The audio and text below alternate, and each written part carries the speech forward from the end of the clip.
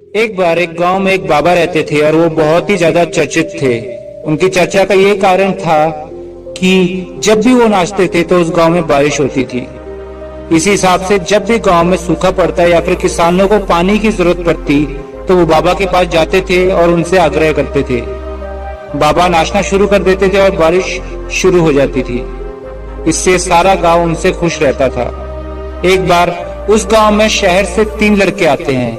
जब उन 3 लड़कों को उस बाबा के बारे में पता चलता है तो वो तीनों के तीनों लड़के जोर जोर से हंसने लग जाते हैं। उनको लगता है कि गांव वाले बहुत ही ज्यादा भोले हैं। बाबा अपने पाखंड से इन सब लोगों का बेवकूफ बना रहा है।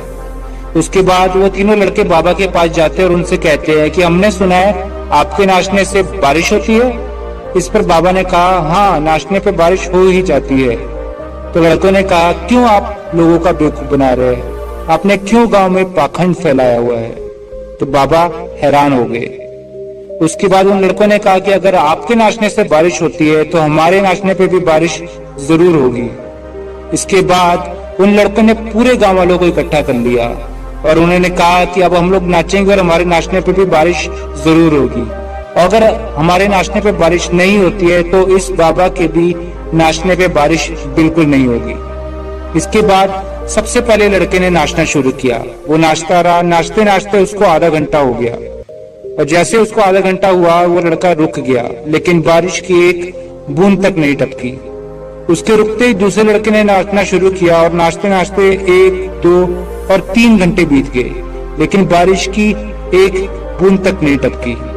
उसको लड़के थकते हुए बाबा को कहते हैं, हम तो नाच लिए, हमारे नाचने से बारिश नहीं हुई तो अब आपके नाचने से क्या बारिश होगी?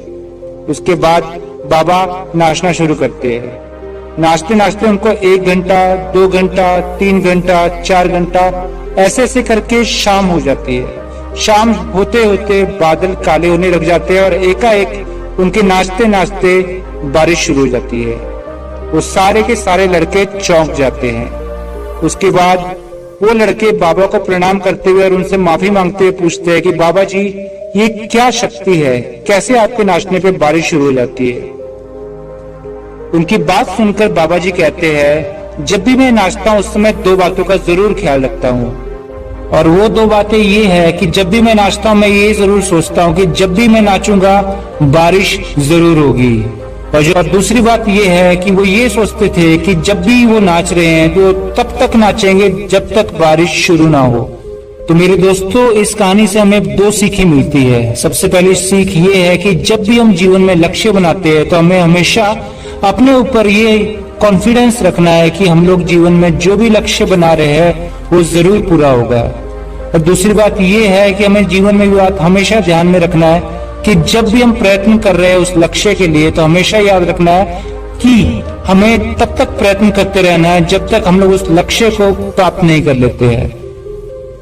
मुझे उम्मीद है आज की कहानी आप लोग को पसंद आई होगी। अगर ये कहानी आप लोग को पसंद आई है तो हमारी इस वीडियो को लाइक कीजिए।